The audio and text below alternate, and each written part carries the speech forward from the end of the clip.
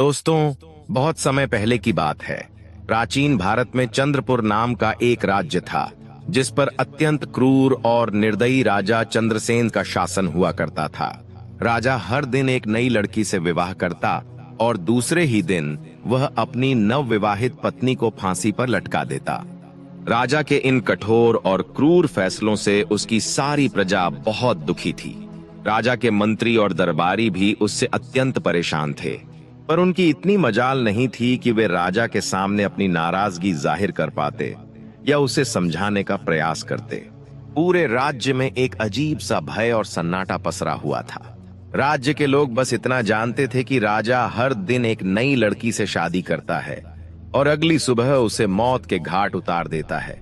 पर वह ऐसा क्यों करता है, इसके पीछे का कारण कोई नहीं जानता था।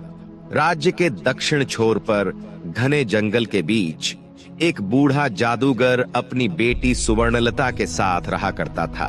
वह राजा के कृत्यों से भली भांति परिचित था, इसलिए समय रहते उसने नगर को छोड़कर जंगलों में रहना शुरू कर दिया था। उसकी बेटी सुवर्णलता अत्यंत सुंदर और अक्लमंद लड़की थी। वह अपने पिता के पास आने वाले हर व्यक्ति की मदद करती थी। अगर कोई बीमार व्यक्ति आता तो वह उसे औषधियां बनाकर ठीक कर देती। अगर कोई दुखी आत्मा उसके पास आती तो वह अपनी बातों से उसे सुकून देती थी। एक दिन जब जादूगर को किसी कार्य से नगर जाना था तो सुवर्णलता भी जिद करने लगी और उस दिन अपने पिता के साथ चल पड़ी। जब दोनों नगर में प्रवेश करके द्वार पर पहुंचे, तभी नगर से रोते बिलखते राजा को बद्दुआ देते हुए लोग आज फिर से उसके द्वारा फांसी दी गई एक लड़की के शव को उठाए आ रहे थे। बूढ़े जादूगर ने उन्हें देखा तो सारा माजरा समझते देर नहीं लगी। उसने तुरंत अपनी बेटी से वहां से चलने को कहा, परंतु सुवर्णलता ने जब उन रोते बिलखते लोगों को देखा तो उसका हृदय द्रवित हो उठा।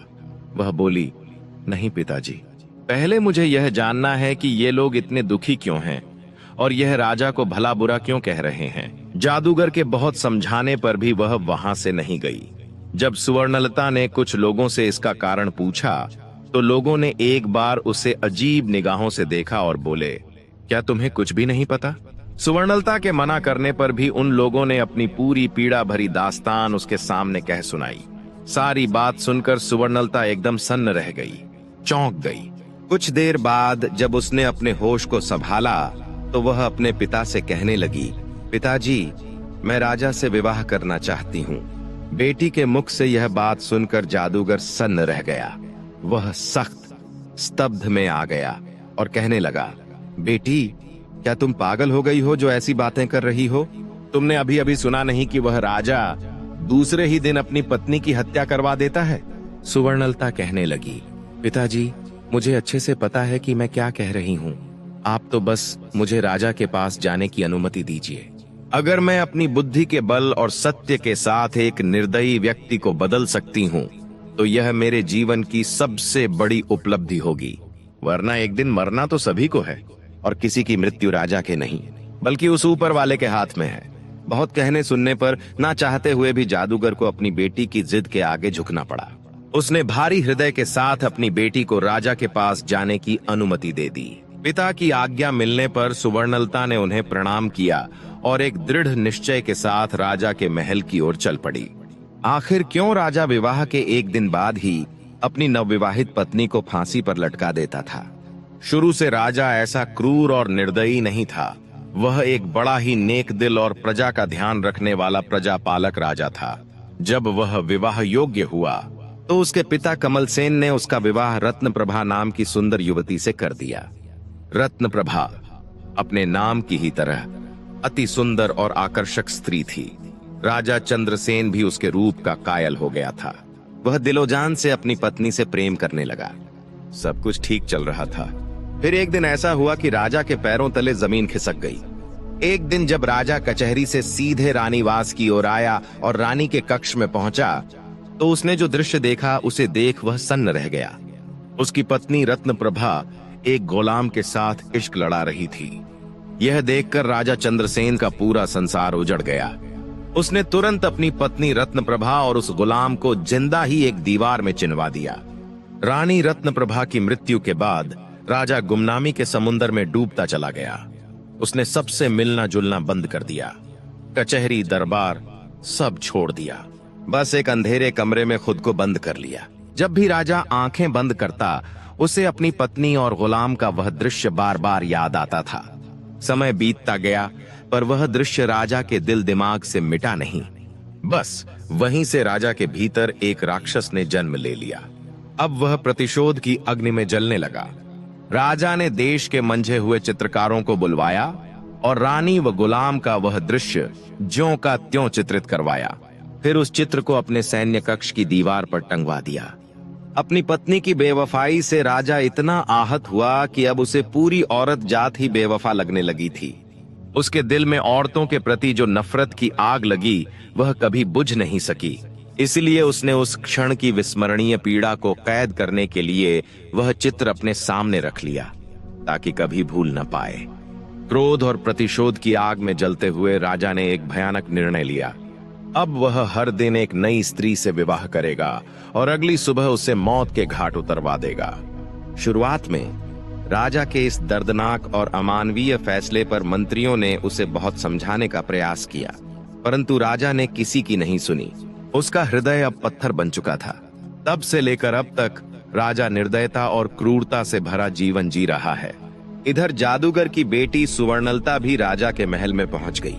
उसने महल के पहरेदार से कहा, मुझे राजा से मिलना है, मैं उनकी पत्नी बनना चाहती हूँ। यह सुनकर पहरेदार ने उसे अजीब दृष्टि से घूरा, जैसे यह विश्वास ही न हो पा रहा हो कि कोई ऐसी लड़की अपनी जान जोखिम में डालने के लिए आई है। फिर उसने चुपचाप उसका संदेश राजा तक पहुंचा दिया। राजा भी यह सुनकर चकरा गया। उसने सोचा, यह कैसी लड़की है जो अपनी मृत्यु को खुद ही गले लगाना चाहती है। राजा ने तुरंत सेवकों को आदेश दिया कि उस लड़की को तुरंत उसके सामने लाया जाए। सिपाहियों के साथ आती सुवर्णलता को राजा ने देखा और वह बस उसे देखता ही रह गया। आज तक उसने इतनी मासूम, सुंदर और शांति से भरी स्त्री नहीं देखी थी। सुवर्णलता की आंखों में एक अजीब सी सच्चाई और विश्वास था, जिसे राजा ने महसूस किया। पहले तो उसके चेहरे पर एक खुशी की हल्की मुस्कान आ गई, लेकिन फिर कुछ ही क्षणों में वह मुस्कान मुरझा गई और उसके चेहरे पर मायूसी लौट आई। राजा ने बड़ी गंभीरता से सुवर्णलता से पूछा, क्या सोचकर तुम यहाँ आई हो? क्या तुम्हें पता नहीं है कि मुझसे विवाह करना यानी मृत्यु को गले लगाना है? सुवर्णलता निश्चल और दृढ़ नायक की तरह बिना किसी संकोच के राजा की आंखों में आंखें डालकर बोली, हे राजन, मुझे आपके बारे में सब कुछ मालूम है। मैंने सब कुछ जानकर ही आपसे शादी करने का निश्चय किया है। राजा हैरान होते हुए कहने लगा, ठीक है, अगर तुम सब जानती हो और तुम्हारा यही फैसला है तो मुझे कोई ऐतराज नहीं है। शादी की तैयारी करो, हम कल ही तुमसे विवाह करेंगे। राजा और जादूगर की बेटी सुवर्णलता का विवाह हो गया। अब सुवर्णलता जादूगर की बेटी, रानी और राजा की पत्नी बन चुकी थी। रात को सुवर्णलता ने 16 श्रृंगार किए और सुहाग की सेज पर बैठकर राजा का इंतजार किया। उसकी आंखों में एक अद्भुत विश्वास था, मानो उसने अपने जीवन की सबसे बड़ी चुनौती का सामना किया हो और अब वह अपने नायक के सामने थी। जब राजा चंद्रसेन ने कमरे में आया और दुल्हन के रूप में सजी हुई सुवर्णलता को देखा तो वह उसकी खूबसूरती का कायल हो गया। लेकिन तभी उसका ध्यान दीवार पर लगी अपनी मृत पत्नी की तस्वीर की ओर चला गया। उसकी आंखों में एक दर्द और गुस्सा जाग उठा। उस तस्वीर ने राजा की सारी यादें ताजा कर दी और उसकी आंखों में औरतों की बेवफाई की आग फिर से जल उठी। लेकिन राजा के दिल के एक कोने में सुवर्णलता के साहस, उसकी सादगी और उसकी खूबसूरती को देखकर एक अलग ही जगह या शायद कहीं इज्जत बन गई थी। राजा ने गुस्से में कहा, तुमने यह बेवकूफी वाली हरकत क्यों की, यह जानते हुए भी कि कल सुबह तुम्हें हम कत्ल करवा देंगे, ना कि विवाहिता रानी। तुम्हें क्या हो गया है? सुवर्णलता बड़े ही शिष्टाचार और आदर के साथ अपनी आंखों में बिना डर और बिना झिझक के राजा की आंखों में देखती हुई बोली, मेरे स्वामी, यह फैसला तो उस ऊपर वाले ने किया है और उसका फैसला मुझे हर हाल में मंजूर है। राजा कहने लगा, सुबह तुम्हारे साथ क्या होगा यह जानते हुए भी?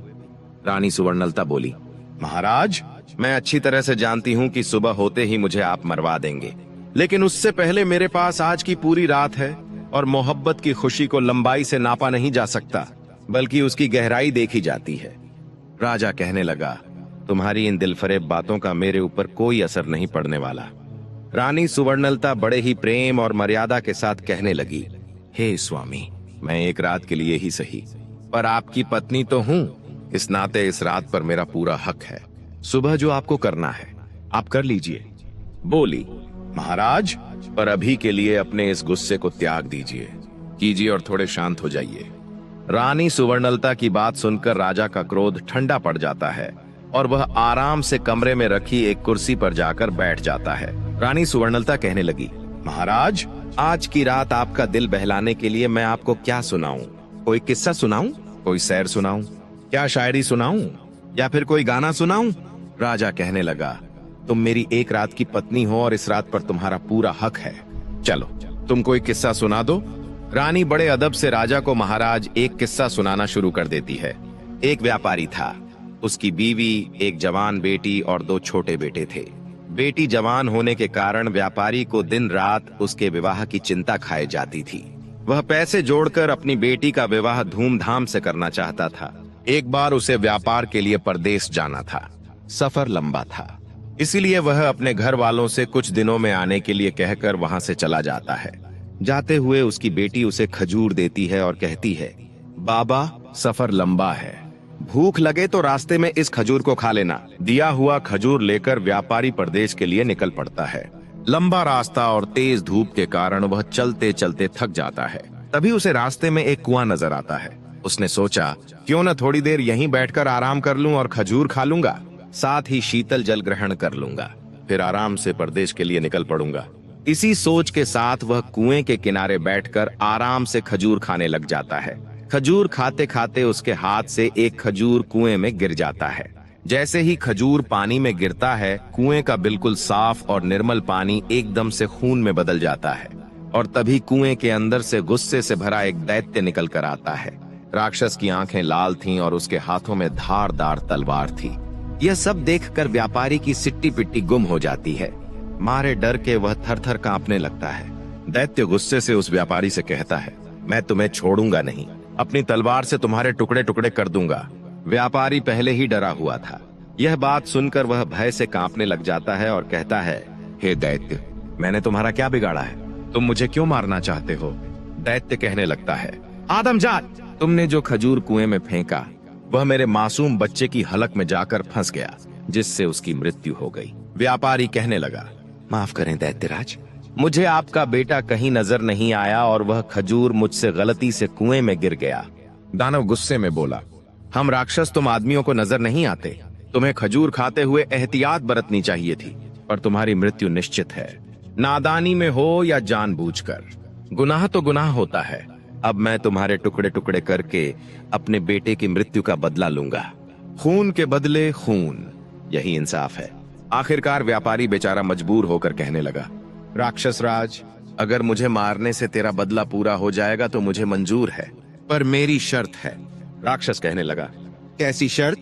व्यापारी भारी हृदय के साथ कहने लगा, मेरे ऊपर अभी बहुत सी जिम्मेदारियां हैं। मैंने लोगों से कर्ज ले रखा है, वह कर्ज अदा करना है और अपनी जवान बेटी की शादी करनी है। एक बार यह जिम्मेदारी पूरी कर दूं, फिर मैं खुद तुम्हारे पास आऊंगा, फिर तुम बेशक अपना बदला पूरा कर लेना। यह सुनकर राक्षस सोच में पड़ जाता है। इतनी कहानी कहते कहते सुबह हो जाती है और रानी किस्सा सुनाना बंद कर देती है। राजा कहने लगा, तुम चुप क्यों हो गई? मुझे बताओ कि राक्षस ने व्यापारी को मार दिया या फिर उससे कहे अनुसार कुछ समय की मोहलत दे दी? रानी कहने लगी, महाराज, रात खत्म तो बात खत्म। अब सुबह हो चुकी है और मेरे मरने का वक्त आ गया है।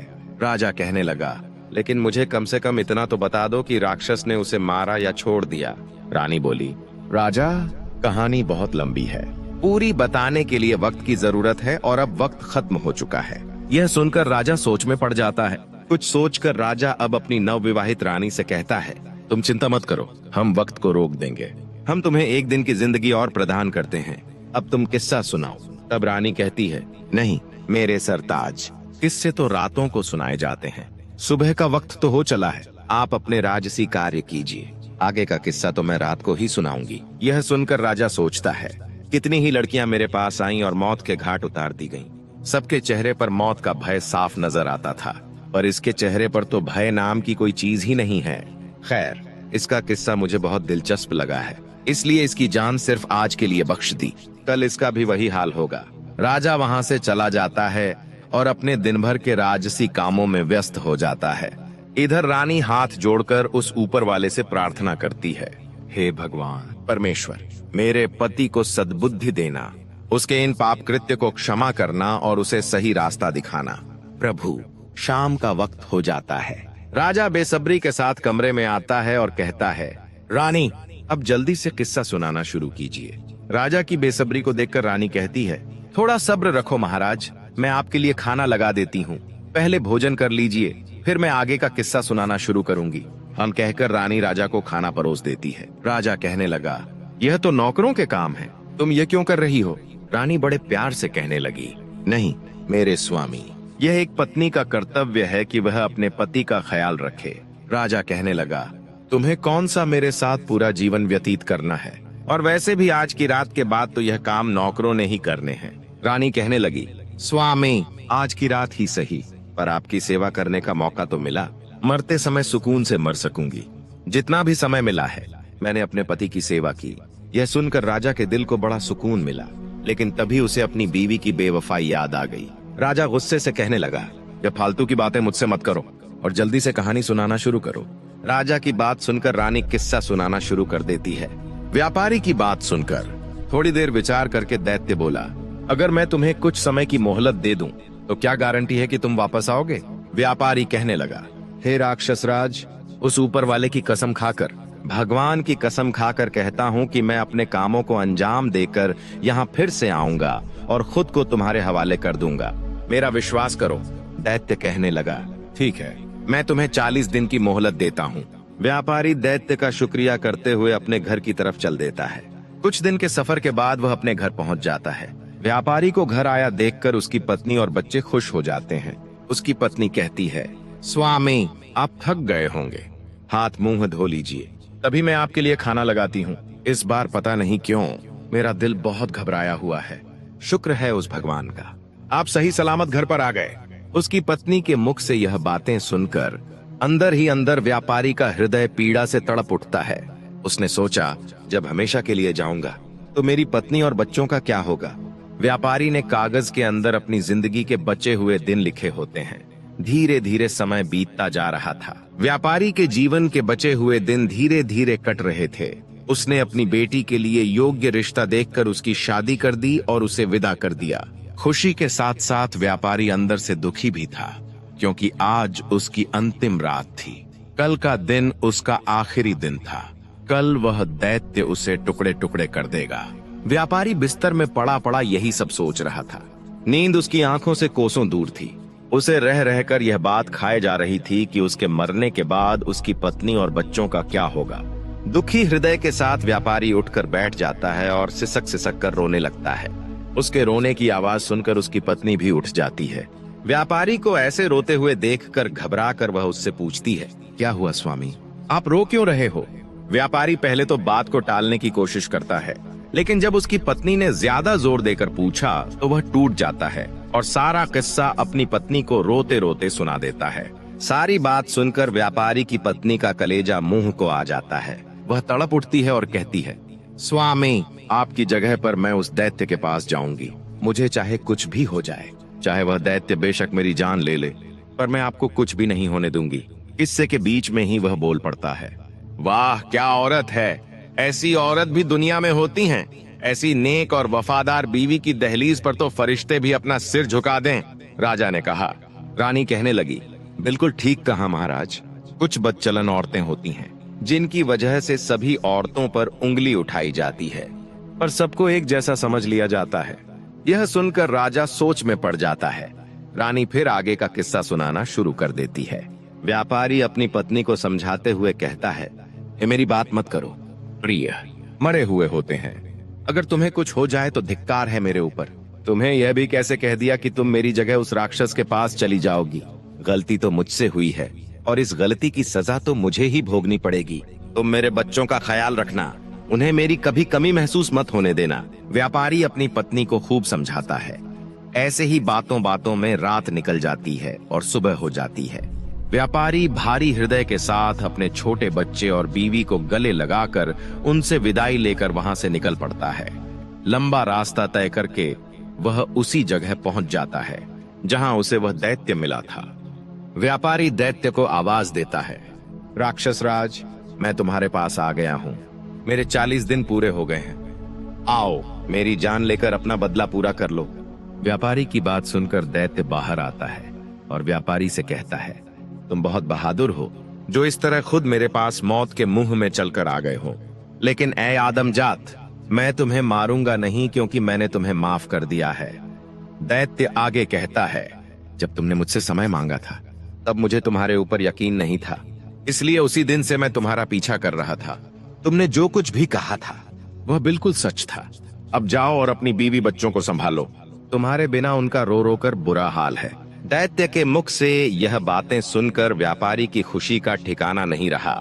उसने उस दैत्य का हाथ जोड़कर शुक्रिया किया।